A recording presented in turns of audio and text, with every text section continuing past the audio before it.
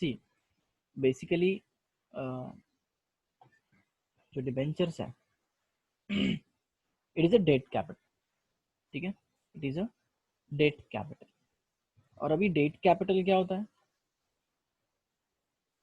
Debt capital होता है कि we have borrowed something from someone. आवाज क्लियर नहीं आ रहा है। अभी आ रहा है? अब देखो, सर थोड़ा कट हो रहा है मतलब। रूपाली आ रहा है क्या आवाज? क्लियर क्लियर आ रहा है क्या आवाज? मैं थोड़ा कुछ नेटवर्क का इश्यू होगा Pranav.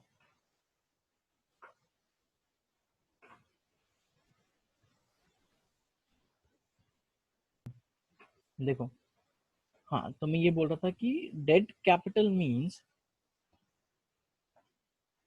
The capital that is borrowed from someone for business activities. Okay, चाहे वो बिजनेस एक्टिविटी भी हो सकता है, ठीक है, हमारा वर्किंग कैपिटल रिक्वायरमेंट के लिए हो सकता है, लिक्विडिटी मेंटेन करने के लिए हम लोग किसी से बोरो कर सकते हैं, ठीक है। बट यहाँ पे डिबेंचर्स की बात कर रहे हैं, ठीक है। तो हमेशा याद रखो कि तुम्हारा जब भी डिबेंचर्स दिमाग में आए या फिर जो डिबेंचर ये वर्ड आए ना, तो पहले आपको ये याद रखना है कि long term borrowing. Okay, so debenture is a long term borrowing or it is a security. It also comes under securities. Unlike shares, this is also security, ठीक है, which can be borrowed from the market. Okay, so debenture issue करते वक्त debenture, जैसे हम लोगों को shares issue करते हो शेयर सर्टिफिकेट मिलता है, वैसे डिबेंचर्स इशू करते हो क्या मिलता है? डिबेंचर सर्टिफिकेट, या फिर कंपनी को कंपनी देती है debenture certificate. Okay, so introduction. Company prefers using debentures to raise the funds as they can be repaid after a longer period of time, ठीक है। A company can make public issue of the debentures only if, अब देखो, बहुत ज्यादा long period के लिए अगर हम लोगों को फंड्स को रेज करना होगा, ठीक है, तो हम क्या क्या इशू करेंगे? डिबेंचर्स को इशू करेंगे। लेट्स टेक एन एग्जांपल, 5 साल, 10 साल, 15 साल, ठीक है। और इंफ्रास्ट्रक्चर अगर कंपनी होगी, मतलब इंफ्रास्ट्रक्चर सेक्टर होगा जो कंपनी का, तो वो अप टू 30 ईयर्स तक के डिबेंचर्स इशू कर सकती है, ठीक है। आया समझ में? लेकिन अगर कंपनी को पब्लिक में डिबेंचर्स बांटने होंगे, ठीक है, देखो बहुत ध्यान से सुनो, जब कंपनी को पब्लिक में डिबेंचर्स इशू करने होंगे, जैसे हम लोग पब्लिक इशू ऑफ शेयर्स करते थे, फिर हम लोग प्राइवेट प्लेसमेंट देखते थे कि प्राइवेटली दे रहे हैं, तो कंपनी कितनी एलिजिबल रहेगी, क्या रहेगा, तो सेम अभी डिबेंचर्स को इशू करते वक्त,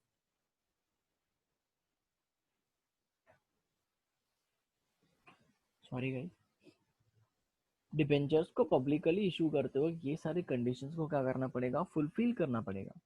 ओके, ये सारी कंडीशंस को पहले मीट करना पड़ेगा, तब जाके कंपनी एक एलिजिबल होती है, ठीक है। फॉर एग्जांपल, अगर सपोज अभी प्रणव, अगर आप चले गए मार्केट में या फिर सपोज चले गए आप बैंक में, आपको चाहिए 2 लाख रुपए का लोन, तो आपको देगी क्या बैंक? पहिले तर तुला नहीं हाकलेल सर। ती बँक, का? कारण की तुझा बँक अकाउंट नाही आहे तिथे, करेक्ट? तर पहिला एलिजिबिलिटी क्रायटेरिया काय आहे की तुला बँक अकाउंट तिकडे हाँ उघडावं लागेल, बरोबर? सेकंड क्रायटेरिया काय आहे? You have to keep some amount in your bank bank account, account. Correct? Plus तीसरी बात यह है कि you have to keep some security against your loan, बरोबर? कुछ तो सिक्योरिटी होनी चाहिए ना गवर्नमेंट बैंक के पास, कि हाँ अगर तेरे को लोन दे रहे तो तेरे पास से कुछ सिक्योरिटी लेंगे हम लोग, ठीक है। तेरी क्रेडिबिलिटी चेक करेंगे कि हाँ तूने पिछले बार लोन, मतलब पिछला कहीं किसी से लोन लिया है क्या, ठीक है। तो इस तरीके से तेरा पूरा एलिजिबिलिटी क्राइटेरिया होगा लोन लेने के लिए। सो सेम डिबेंचर्स को इशू करने के लिए कुछ क्राइटेरिया होता है जो कंपनी को मीट करना पड़ता है। तो वो क्राइटेरिया क्या है कि कंपनी का कोई भी प्रमोटर और डायरेक्टर, ठीक है, याद रखो, कंपनी का कोई भी प्रमोटर या डायरेक्टर को सेबी ने रेस्ट्रिक्ट नहीं करना चाहिए, मतलब सेबी के यहाँ पे उसने डिफॉल्ट नहीं होना चाहिए, ठीक है। और दूसरा क्राइटेरिया क्या है इसके साथ, या एंड मतलब क्या, ये तो होना ही चाहिए, प्लस द कंपनी और it's promoters have not been declared as a willful defaulter or is defaulted in repaying any principal or interest or any debt securities for a period of more than 6 months. Okay, मतलब for example कोई अगर promoter या director है, ठीक है, उसने company से पैसा लिया है, ठीक है, और सपोज उसने अगर कंपनी को 6 महीने के अंदर लौटाया नहीं है, तो मतलब वो डिफॉल्टर हो गया ना, पर्सन इन डिफॉल्ट हो गया वो। तो ऐसे फिर इस केस में कंपनी पब्लिक को कैसे दे सकती है? ये तो फिर वही बात हो गई ना, उसका कैपेसिटी नहीं है, उसकी औकात ही नहीं है।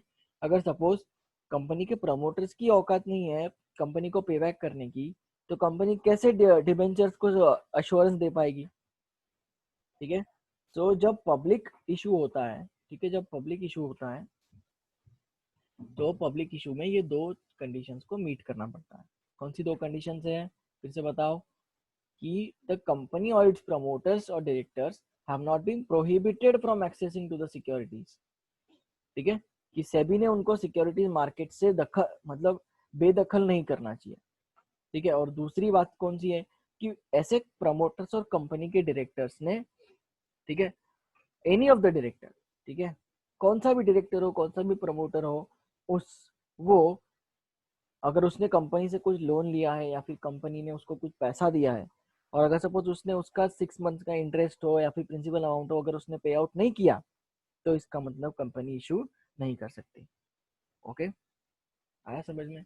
इन this chapter we will learn about the various regulations और provisions relating to the issue of debentures and the procedure for issuing the debenture. अभी देखो हम लोगों ने जैसे चार्ट बना लिया था, ठीक है, कि कंपनीज एक्ट के रेगुलेशंस क्या क्या है, ठीक है, उसके बाद में रूल्स क्या क्या है, कंपनीज एक्ट में रूल्स होते हैं, ठीक है। एक्ट क्या बताता है कि ये वाली चीज ऐसी है, मतलब दिस इज अ कार, ठीक है, ये क्या है, कार है। एक्ट क्या बताता है, this is a car. Rules क्या बताते हैं, how to drive the car, ठीक है, क्या बताते हैं rules, how to drive the car. और सेबी इज अ रेगुलेटर, क्या बताता है कि ड्राइव करने के लिए तुम लोगों को पहले लाइसेंस लेना पड़ेगा। एकदम सिंपल, आया समझ में? कि कंपनीज एक्ट ये फैक्ट्स बताता है कि हाँ ये ऐसी चीजें है। रूल्स क्या बताती है, ऐसी चीजों को कैसे फॉलो करना है, ठीक है। और सेबी क्या करता है, उस चीजों को रेगुलेट करता है, ठीक है, क्या करता है वो, रेगुलेट करता है। सिंपल, आया समझ में? या मतलब कंपनीज रूल्स आरटीओ जैसे, और सेबी ट्रैफिक सिस्टम मतलब ट्रैफिक पुलिस जैसे ना? नहीं नहीं नहीं नहीं, traffic police is a part of an RTO ना, ठीक है, आरटीओ रेगुलेटर है, ठीक है। कंपैरिजन मैंने ये क्यों करके दी, ड्राइव कैसे करते हो, या तो कोई आपको सिखाता है, ठीक है, कि हाँ देख भाई ये कार है, इस कार को कैसे ड्राइव करना है मैं सिखाता हूँ देखो, या तो फिर आप लोग ड्राइविंग स्कूल में जाते हो, करेक्ट। और जब एग्जैक्ट में आप लोग कार चलाना सीख जाते हो तो आपको लाइसेंस मिलता है, सिंपल सी बात है। आए समझ में? जब आपकी यस। कंपनी अलग अलग रूल्स को फॉलो करेगी तभी वो कंपनी एलिजिबल होगी डिबेंचर इशू करने की। ओके, तो इस तरीके की ये प्रोविजन दिए हुए हैं। फिर सेबी के रेगुलेशंस, ठीक है, सेबी अगर रेगुलेटर है तो उसके रेगुलेशंस होंगे, ठीक है, कंपनीज एक्ट है तो उसके रूल्स होंगे, ठीक है। सो रेगुलेशंस, उसके बाद में ये रेगुलेशंस हो गए issue of capital and disclosure requirements, ठीक है। मतलब हम जब कैपिटल को इशू करते हैं, फॉर एग्जांपल अगर हम लोग को डिबेंचर्स इशू करने हैं, तो उस वक्त के रेगुलेशंस क्या होंगे। और SEBI listing obligation and disclosure मतलब क्या, जब ये इशू होके लिस्ट हो जाएंगे, ठीक है, listed to the recognised stock exchange, तो तब क्या रेगुलेशंस होंगे वो। ओके, और आरबीआई की गाइडलाइंस क्या क्या है, ठीक है। So let's go deep into the chapter, ठीक है, एग्जैक्ट सेंस देखते हैं चैप्टर का क्या है। A company can issue secured as well as unsecured debenture, ये हमेशा याद रखो कि कंपनी सिक्योर्ड और अनसिक्योर्ड डिबेंचर्स दे सकती है, ठीक है, सिक्योर्ड भी दे सकती है, अनसिक्योर्ड भी दे सकती है। वो डिबेंचर ट्रस्ट डीड में होगा, ठीक है, क्या होगा, वो डिबेंचर ट्रस्ट डीड में होगा, लिखा हुआ कि कितना हम लोगों ने सिक्योर्ड दिए हुए हैं, ठीक है, और कितने अनसिक्योर्ड दिए हुए हैं। आया समझ में? It can be issued. It can issue non-convertible debentures or debentures which can be converted fully or paid into the equity shares. ठीक है, कन्वर्टेबल डिबेंचर्स का मतलब क्या होता है कि ऐसे डिबेंचर्स जो कन्वर्ट हो सकते हैं इक्विटी शेयर्स में, ठीक है, और नॉन कन्वर्टेबल मतलब क्या, जो नहीं हो सकते किसी भी सिक्योरिटी में convert. Okay, all debentures are redeem. देखो अभी जब कन्वर्ट होते हैं ना, अभी ये कन्वर्टेबल की बात कर रहा हूँ मैं, तो डिबेंचर्स को क्या मिलता है, इंटरेस्ट, तो कन्वर्ट होने के बाद में क्या मिलेगा, इक्विटी शेयर्स को डिविडेंड मिलेगा। आया समझ में? That is have to be repaid. हाँ, ऑल डिबेंचर्स आर रिडीमेबल, ये बहुत ही इंपॉर्टेंट लाइन है, ठीक है, इसको है ना स्टार मार्क करके रखो कि सारे के सारे डिबेंचर्स रिडीमेबल होते हैं। मतलब ऐसी बात नहीं है कि अगर सपोज आप कंपनी ने एक बार पैसा ले लिया तो कंपनी उसको वापस नहीं देगी। ये कौन से केस में होता है, इक्विटी के केस में होता है, ठीक है, कि कंपनी पैसा ले तो लेती है लेकिन कभी लाइफ टाइम में वापस नहीं देती, ठीक है, जब कंपनी क्लोज डाउन होगी तभी उनको उनका पैसा वापस मिलेगा। आया समझ में? ओके, फिर उसके बाद में डिबेंचर्स क्या होते हैं कि debentures are, all the debentures are redeemable. Redeemable का मतलब क्या, हम लोग जिसको जैसे कूपन कोड को रिडीम करते हैं, पता है ना, कूपन कोड रहता है, फिर कूपन कोड्स को हम लोग रिडीम करते हैं, चाहे वो गूगल पे हो, फोन पे से अगर हम लोगों ने पेमेंट किया हो तो हम लोग कूपन्स को रिडीम करते हैं, ठीक है। सो इसी तरीके से क्या करते हैं हम लोग, डिबेंचर्स भी रिडीमेबल होते हैं, मतलब after the period of some, मतलब सपोज अगर 5 इयर्स के डिबेंचर्स है तो वो रिडीम कब होंगे, after 5 years, no matter, but ये फिक्स पीरियड के बाद में ये पे बैक हो ही जाएंगे, ठीक है। दोनों में डिफरेंस क्या है कि इक्विटी शेयर्स ये लाइफ टाइम रहता है, लेकिन डिबेंचर्स क्या रहता है, for the specific period of time, तो उसको बोलते हैं हम लोग रिडीमेबल। क्या बोलते हैं उसको हम लोग, redeemable, that is have to be repaid.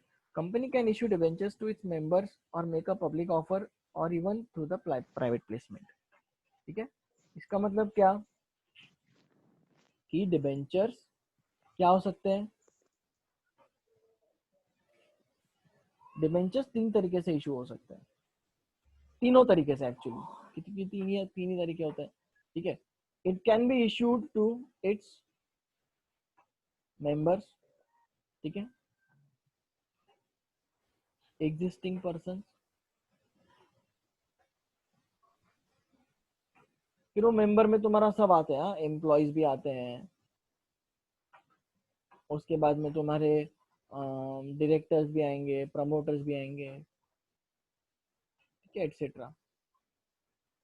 You can make a public issue of this. all company members ना, क्या, in short all company members। Company members, हाँ, क्योंकि शेयर होल्डर्स भी समवेयर मेंबर्स होते हैं, ठीक है। पब्लिक इशू भी कर सकते हैं कंपनी। पब्लिक इशू का मतलब क्या होता है कि भैया large number of people in the market, ठीक है, हाँ, ठीक है, कॉमन पब्लिक को वो लोग इशू कर सकते हैं डिबेंचर्स। और इवन इवन क्या कर सकते हैं वो, प्राइवेट प्लेसमेंट भी कर सकते हैं।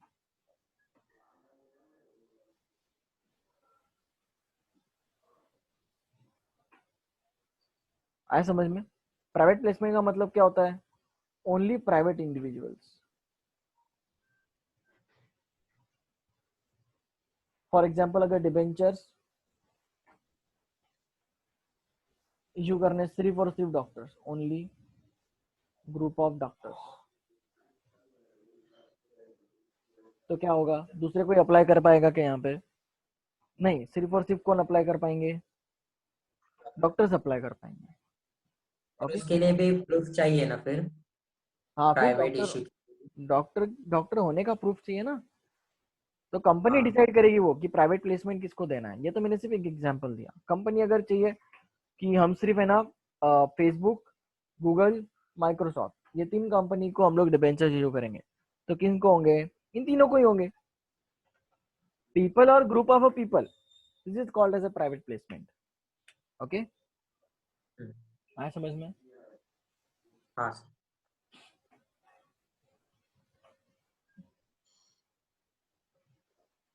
Company can also list debentures on a stock exchange. ठीक है, अगर कंपनी ने पहला इशू कर दिया, उसके बाद में वो सब्सिक्वेंटली एनएससी और बीएससी पे अपने डिबेंचर्स को इशू कर सकती है। मतलब क्या कि अगर सपोज कल उठ के स्नेस्मिथ ने अगर डिबेंचर्स लिए और उन लोगों को पैसे की जरूरत है, तो वो कहाँ पे जाएंगे? कंपनी के पास नहीं जाएंगे, वो डायरेक्टली अपनी स्टॉक एक्सचेंज में जाके उसको एक्सचेंज करेंगे कि चलो अगर उसने मुझे स्नेस्मिथ ने मुझे अगर डिबेंचर्स को दे दिया, इसका मतलब क्या, मैं उसको कंसिडरेशन पे करूंगा उसके मार्केट वैल्यू पे। ठीक है,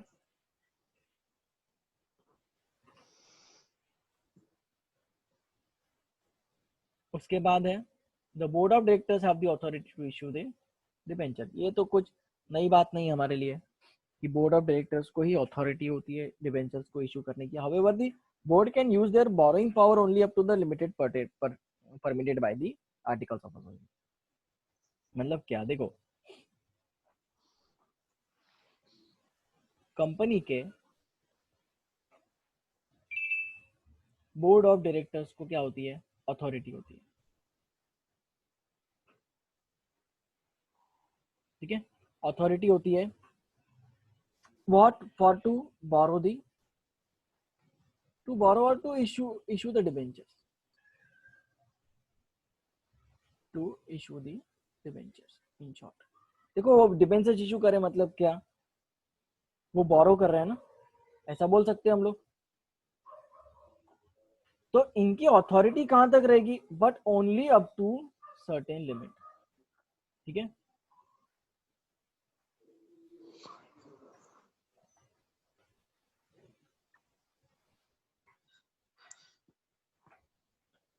only up to certain limit. और वो ये जो लिमिट होगी वो कहाँ लिखी होगी? ऑब्वियसली लिमिट्स कहाँ पे लिखी होती हैं? Articles of association. Exactly, AOA में लिखी होती है, बराबर, ये सारी लिमिट्स। लेकिन अगर सपोज अगर इन बोर्ड ऑफ डायरेक्टर्स को अपनी लिमिट को एक्सटेंड करना है, ठीक है, if they want to increase the limit, उस केस में क्या करना पड़ेगा?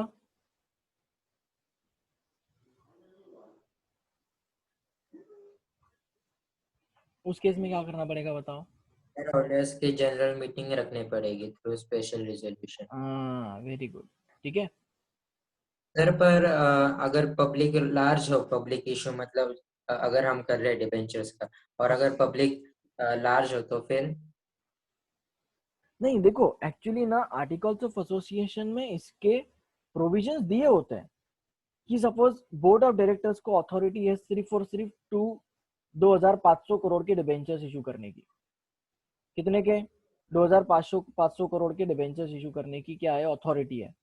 ठीक है, तो इस अथॉरिटी के बियॉन्ड नहीं जा सकता ये। अगर इसको बियॉन्ड जाना है तो पहले क्या करना पड़ेगा? जनरल मीटिंग लेनी पड़ेगी।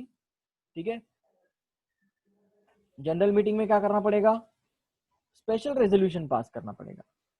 ठीक है, वो भी जनरल मीटिंग किसकी लेनी पड़ेगी? शेयर होल्डर्स की लेनी पड़ेगी, मैंने बताया था ये। ठीक है, और ये हम लोग एक्चुअली मैं बताऊं क्या तुम लोग को, एक्चुअली तुम लोगों को यहाँ पे टेक्स्ट बुक में दिया नहीं है, लेकिन हम लोग ये general meeting special resolution pass क्यों करते हैं? क्योंकि हम लोगों को किसको अपग्रेड करना है। देखो जब तक रूल्स एंड रेगुलेशंस अपग्रेड नहीं होंगे तब तक उनकी अथॉरिटी बढ़ पाएंगी क्या?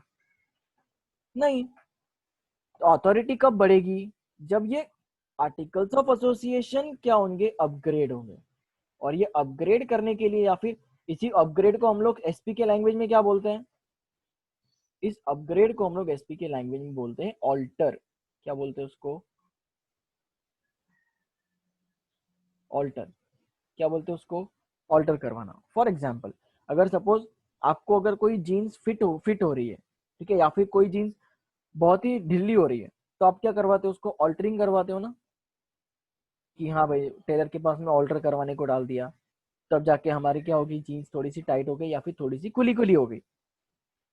ठीक है, सो इसी तरीके से आर्टिकल्स ऑफ एसोसिएशन को या तो पूरा पैक करने के लिए या तो पूरा का पूरा खोलने के लिए हमको क्या करना पड़ेगा, उसको ऑल्टर करवाना पड़ेगा। और ऑल्टर कैसे होगा, शेयर होल्डर को जनरल मीटिंग में स्पेशल रेजोल्यूशन पास करके। आया समझ में? लेकिन हाँ मुझे बताओ ये कहाँ तक ऑल्टर हो सकता है? अगर आपने कोई पैंट वगैरह खरीदी तो वो कहाँ तक ऑल्टर हो सकती है? जहां तक उसकी सिलाई है वहां तक ही ना, उससे ज्यादा ऑल्टर हो सकती है क्या? हाँ, लिमिटेड। हाँ लिमिटेड है। तो वो लिमिट कौन डालता है? आर्टिकल्स ऑफ एसोसिएशन पे भी लिमिट कौन डालता है? Companies act. ओके, कौन लिमिट डालता है? Companies act 2013। आया समझ में?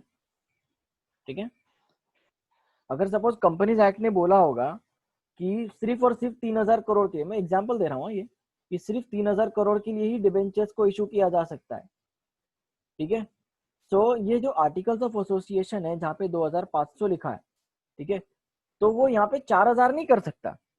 आर्टिकल्स ऑफ एसोसिएशन वो कितना करेगा? मैक्सिमम 3,000 ही करेगा। 3,000। ठीक है, ऑल्टर कहाँ तक हो पाएंगे? वो 3,000 तक के ऑल्टर हो पाएंगे। Am I clear? समझ में आया? सर, और अगर मतलब हमें और ये सॉरी, हमें बहुत मतलब लिमिटेड परमिशन हमें इंक्रीज करने की है, तो फिर तो मैंने भी वही बताया ना, लिमिटेड परमिशन को इंक्रीज करने के लिए ही ये करना पड़ेगा हम लोगों को। लिमिटेड हाँ। परमिशन कहाँ पे लिखी हुई है? आर्टिकल्स ऑफ एसोसिएशन में लिखी हुई है। ठीक है, हम्म। और सर, और ये एक सभी कंपनीज को मतलब ये लागू होता है क्या? मतलब, हाँ मतलब लिस्टेड कंपनीज को। हर कंपनी को लागू होगा ना, हर कंपनी में आर्टिकल्स ऑफ एसोसिएशन होते हैं, कंपलसरी हाँ। डॉक्यूमेंट। पढ़ा नहीं क्या आपने 11th का? MOA नहीं AOR sir. documents that are to be drafted. हाँ। Memorandum of Association is a charter document. Articles of Association में rules and regulations होता है। Okay, yes. हाँ। ठीक है, सो सेम इधर भी यहीं पे यही बोला है कि if in case the board wants to increase its borrowing power, they have to get the approval of shareholders in a general meeting through the special resolution. Okay, so simple सी बात है कि अगर सपोज हम लोगों को increase करनी है उनकी बोरोइंग पावर्स, तो they have to get the approval of shareholders in a general meeting through special resolution. Okay, ये याद रखना है। Provisions of issue of debentures as per companies act 2013। तो आज हम लोग क्या स्टार्ट कर रहे हैं? कंपनीज एक्ट 2013 के प्रोविजंस क्या क्या है। ओके, हाँ, तो देखो पहली बात है कि no voting rights. Debenture holder को वोटिंग राइट्स नहीं होंगे। क्यों? Because they are not the owners of the company. वो कौन है? वो सिर्फ और सिर्फ एक बोरोवर्स है। वो कंपनी के हिसाब से वो डेटर्स, सॉरी, वो कौन है? क्रेडिटर्स है कंपनी के हिसाब से। कौन है वो? Creditors of the company who have lent money to the company, जिनको इंटरेस्ट भी मिलेगा और प्रिंसिपल अमाउंट वापस भी मिलेगा। ऐसा समझ में? और अगर सिक्योर्ड होंगे तो उन लोगों को सिक्योरिटी भी मिलेगी, कोलैटरल सिक्योरिटी। आया समझ में? So there is no voting right for the, a company cannot issue debentures without with a voting right. Debentures holders are creditors of the company, and so they do not have any voting right except in matters of affecting them. हाँ भाई, अगर suppose company बोल रही है कि हम लोगों ने तुमको 7% का रेट ऑफ इंटरेस्ट बोला था लेकिन अभी हम लोग 5% कर रहे हैं, तो इसका मतलब उनको आवाज नहीं उठाएंगे, ऐसे हो सकता है क्या? अगर मैंने कल उठ के बोला कि मैं आपका ये सिलेबस पूरा कंप्लीट करूंगा, ठीक है, आज मतलब मैं कमिटमेंट कर रहा हूँ कि मैं आपका सिलेबस कल कवर कर दूंगा, लेकिन अगर व्हाट इफ मैं बोलता हूँ कि नहीं भैया जाने दो, मेरे को सिलेबस कवर नहीं करना, तो क्या करोगे आप? मुझे बोलोगे ना कि नहीं सर सिलेबस हमको तो कवर करना पड़ेगा, आप तब तब आवाज उठाओगे। आ रहा है समझ में? सो इसी तरीके से जब उनका मैटर्स अफेक्ट होते हैं तभी क्या करेंगे वो लोग? आवाज उठाएंगे, वरना नहीं उठाएंगे। ओके, सो दे सर, वो लास्ट 3 पॉइंट्स बाकी थे आप अपने लिखने के। नो वोटिंग राइट्स कौन से? 7th वो कंपनीज एक्ट 2013 के। हाँ एक्चुअली ना मैंने मैसेज नहीं डाला था ग्रुप पे, ठीक है, तो सैटरडे के दिन आप नहीं थे ना, आपको नोट्स मिल जाएंगे, डोंट वरी, मैंने सिर्फ नोट्स ही लिखवा के दिए हैं, ठीक है, नोट्स तब मिल मैं था। जाएंगे। अच्छा, सैटरडे को नहीं था मैं। सैटरडे को नहीं थे ना तुम, हाँ, तो डोंट वरी, हाँ नोट्स मिल जाएंगे आपको, ठीक है। हाँ। प्रेजेंट कुछ पढ़ा नहीं हम लोगों ने, आज ही स्टार्ट किया है, नोट्स मिल जाएंगे, ठीक है, मैंने हम्म, नोट्स लिखवा के दिए। यस, तो कहाँ था मैं? यस, सो डिबेंचर होल्डर को वोटिंग राइट होते हैं क्या?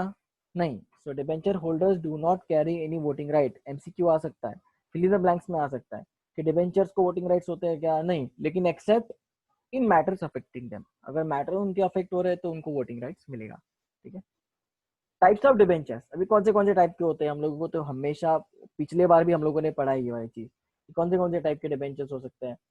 सिक्योर्ड हो सकते हैं, अनसिक्योर्ड हो सकते हैं, फुल्ली कन्वर्टिबल, पार्टी कन्वर्टिबल, या फिर नॉन कन्वर्टिबल, करेक्ट, या फिर हो सकते हैं स्पेशल रिडीमेबल हो सकते हैं। नॉन रिडीमेबल डिबेंचर्स हो सकते हैं क्या? नहीं हो सकते, क्योंकि हम लोगों ने ऊपर ही देखा ना कि all debentures are what, all debentures are redeemable. क्या है डिबेंचर्स? रिडीमेबल, और रिडीमेबल। रिडीमेबल का मतलब क्या होता है? Repayable, okay. तो क्या हो सकता है? दे आर दी रीपेएबल्स, हम लोग को वापस करने पड़ेंगे वो debentures, because debentures is a debt capital और अ बोरोड कैपिटल। आया समझ में? बहुत ही सिंपल है।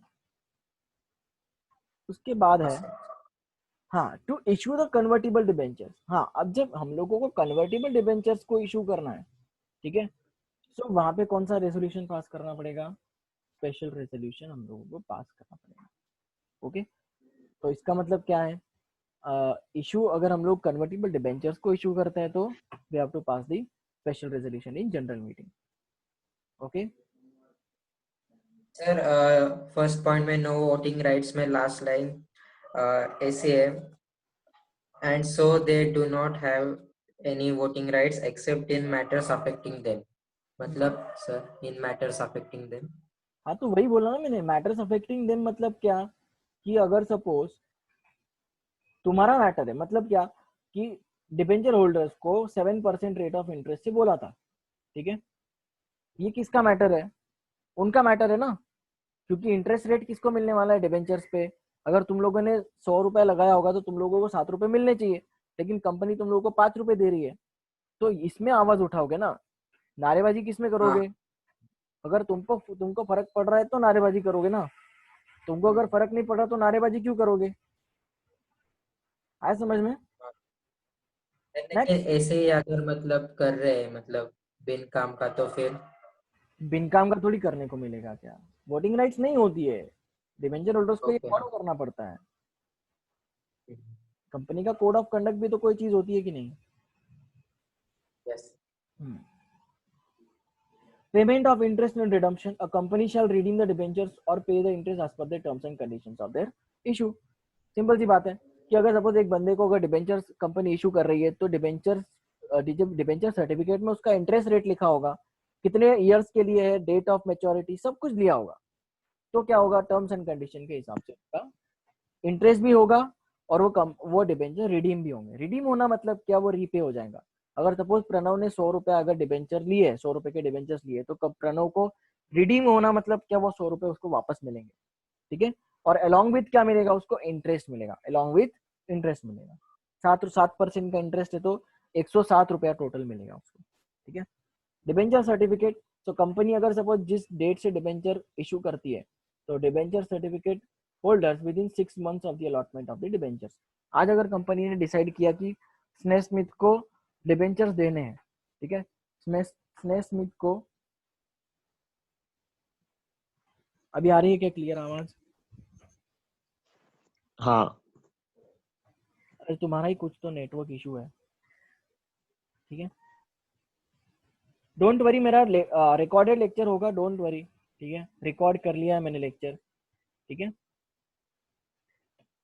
हाँ, तो मैं क्या बोल रहा था, डिबेंचर सर्टिफिकेट। अगर सपोज आज, अगर हम लोगों ने, आज क्या तारीख है, 31 अगस्त, ठीक है, 31 अगस्त को मैंने डिबेंचर्स अलॉट किए स्नेह स्मिथ को, मैं कंपनी हूँ, ठीक है, कंपनी ने स्नेह स्मिथ को आज अगर डिबेंचर्स अलॉट किए, तो मतलब क्या, 6 मंथ्स, सितंबर, अक्टूबर, नवंबर, दिसंबर, जनवरी, फरवरी, ठीक है, मतलब फरवरी के एंड तक, ठीक है, फरवरी के एंड तक स्नेह स्मिथ को क्या मिल जाना चाहिए, डिबेंचर सर्टिफिकेट मिल जाना चाहिए। नहीं तो स्नेह स्मिथ मेरे मतलब कंपनी के ऊपर या फिर मेरे ऊपर क्या करेगा, केस कर देगा कि मुझे डिबेंचर सर्टिफिकेट अभी तक इन लोगों ने दिया नहीं है।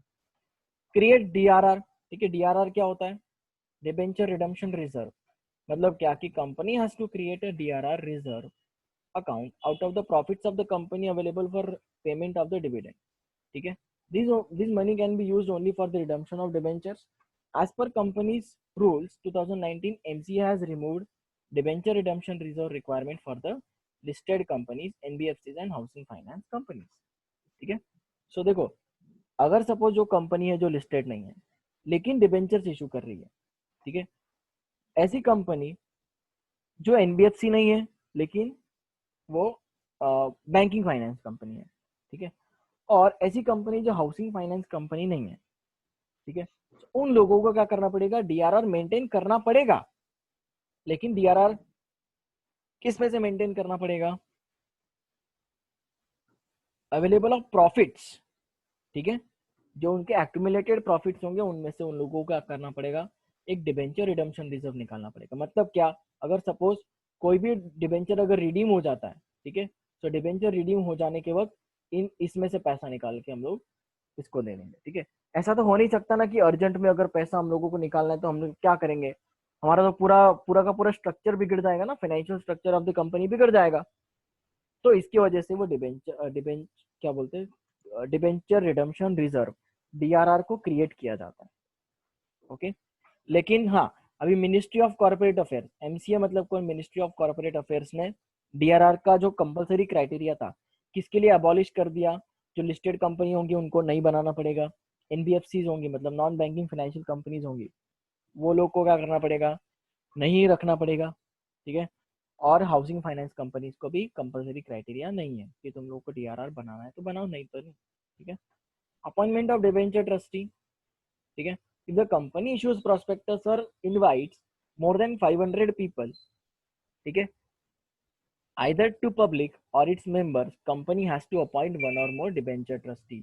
मतलब देखो, कंपलसरी नहीं है कि डिबेंचर ट्रस्टी अपॉइंट करना है, कंपलसरी कब हो जाता है, जब आप लोग 500 से ज्यादा लोगों को डिबेंचर इशू कर रहे हो। 500 से ज्यादा लोग, हाँ, डिबेंचर की वैल्यू नहीं दी है यहाँ पे लोगों की वैल्यू बोली गई है। मतलब जब 500 से ज्यादा लोगों को आप लोग डिबेंचर्स इशू कर रहे हो, ठीक है, तो उनका इंटरेस्ट प्रोटेक्ट करने के लिए, ठीक है, इंटरेस्ट प्रोटेक्ट करने के लिए आप लोग को क्या करना पड़ेगा, एक डिबेंचर ट्रस्टी को अपॉइंट करेगा। तो debenture trustee protects the interest of the debenture holders, company has to appoint trustees by entering into the contract with them as called as debenture trustee, okay. तो जब डिबेंचर ट्रस्टी अपॉइंट होगा तो जो trustee है वो और company के बीच में क्या एग्जीक्यूट होगा, कंपनी और डिबेंचर ट्रस्टी के बीच में क्या एग्जीक्यूट होगा, कौन सा contract, it is called as a debenture trust deed, DTD, okay. क्या बोलेंगे हम लोग इसको, DTD, and that is called as a debenture trust deed, okay. Debenture trustees can approach NCLT, NCLT क्या होता है, नेशनल कंपनी लॉ ट्रिब्यूनल, मतलब जज के पास या फिर कोर्ट में, कंपनी का जो कोर्ट होता है उसको क्या बोलते हैं हम लोग, नेशनल कंपनी लॉ ट्रिब्यूनल। क्या बोलते हैं कंपनी के कोर्ट को, national law national tribunal. Company law tribunal, ठीक है, tribunal. Debenture trustees have to redress the grievances और डिबेंचर होल्डर्स। अगर सपोज कोई स्नेह स्मिथ है, उसको मैंने बोला था 7%, उसके बाद में बोल रहा हूँ उसको 5% दूंगा, मतलब क्या कि उसको जो इंटरेस्ट रेट है वो कम हो रहा है। इस मैटर्स में जो डिबेंचर होल्डर रहेगा मतलब स्नेह स्मिथ, कहाँ पे जाएंगे, एनसीएलटी में जाएंगे मेरी कंप्लेन करके, लेकिन वो किसके थ्रू जाएंगे, डिबेंचर ट्रस्टी के थ्रू जाएंगे। वो बोलेंगे देख भाई डिबेंचर ट्रस्टी, तू हमारा इंटरेस्ट को प्रोटेक्ट कर रहा है ना, तो एक काम कर, तू कंपनी के अगेंस्ट केस फाइल कर एनसीएलटी में, ठीक है। फिर वो क्या होगा, वो केस चलेगा वहां पे। Default in paying the interest, अगर सपोज कंपनी ने मुझे इंटरेस्ट ही दिया नहीं इतने सालों से, तब भी एनसीएलटी के पास जा सकता हूँ मैं, ठीक है, NCLT can direct the defaulting company to repay the principal plus interest. ठीक है, सो जो डिफॉल्टिंग कंपनी है उसको एनसीएलटी बोल सकता है कि तू कुछ भी कर, तेरे एसेट बेच दे, कुछ भी कर, लेकिन इस बंदे को पैसा मिलना चाहिए उसका। आया समझ में? Impose of restrictions मतलब क्या? When the debenture trustees of the opinion that the assets of the company are insufficient or likely to become insufficient to redeem the principal amount of debentures, it may approach the NCLT can order the company to restrict incurring further liabilities so as to protect the interest of the debenture holders. For example, ठीक है, for example, स्नेह Smith को debentures दिए हुए थे। ठीक है, स्नेह स्मिथ को क्या दिए हुए थे? डिबेंचर्स दिए हुए थे, और इनका जो डिबेंचर ट्रस्टी है वो प्रणव है। ओके, उनका डिबेंचर ट्रस्टी कौन है? प्रणव है। तो डिबेंचर ट्रस्टी को ऐसा लगता है कि कंपनी के जो एसेट्स है, ठीक है, वो सफिशिएंट नहीं है इसके डिबेंचर्स को पे आउट करने के लिए। 100 रुपए के डिबेंचर्स होंगे लेकिन कंपनी के एसेट्स सिर्फ 80 रुपए के। ठीक है, तो ये जो डीटी होगा, डिबेंचर ट्रस्टी होगा, वो किसके पास जाएगा? एनसीएलटी के पास जाएगा। ए माई बाप, एनसीएलटी को क्या बोलेगा? ए माई बाप, देख भाई, कंपनी के जो एसेट्स है वो 80 रुपए के, लेकिन इसके डिबेंचर्स कितने के? 100 रुपए के, मतलब इसकी लायबिलिटी ज्यादा है। तो इसको अभी तू मना कर कि कोई भी दूसरा लोन नहीं लेना है, किसी से कुछ भी बोरो नहीं करना है, क्योंकि इसकी क्या है, कैपेसिटी खत्म हो गई है अभी। ठीक है, तो ऐसे डिबेंचर ट्रस्टी इम्पोज कर सकता है उसके ऊपर रेस्ट्रिक्शंस, कंपनी के ऊपर क्या कर सकता है? रेस्ट्रिक्शंस इम्पोज कर सकता है। आया समझ में? और last but not the least is punishment for contravention of the provisions of companies act. ठीक है, सो अगर सपोज इन सब में ये सब डिफॉल्ट अगर कोई कंपनी करती है तो पनिशमेंट क्या होगी? क्योंकि देखो, हर डिफॉल्ट के ऊपर पनिशमेंट होती है, हर गलती करोगे तो पनिशमेंट मिलेगी, गलती करोगे तो पनिशमेंट मिलेगी। तो कंपनीज एक्ट में भी क्या लिखी हुई है? बहुत सारी गलतियों के लिए पनिशमेंट्स लिखी हुई है। तो पनिशमेंट क्या बोलते हैं हम लोग उसको? Punishment for contravention. कॉन्ट्रावेंशन मतलब क्या? तोड़ना, रूल को तोड़ना, of provision of companies act, की जो कंपनीज एक्ट के जो प्रोविजन उसको अगर तोड़े तो किसको तोड़ेगी? कंपनी, या सॉरी, किसको तोड़ेगी? एनसीएलटी हो या फिर एमसीए हो। ठीक है, कोर्ट किसको तोड़ेगा? कंपनी के जो ऑफिसर है उसको, या तो फिर कंपनी के ऊपर फाइन लगाएगा। ठीक है, कंपनी के ऊपर या तो फाइन लगाएगा या तो कंपनी के ऑफिसर्स को जेल हो जाएगा। इम्प्रिजनमेंट का मतलब क्या?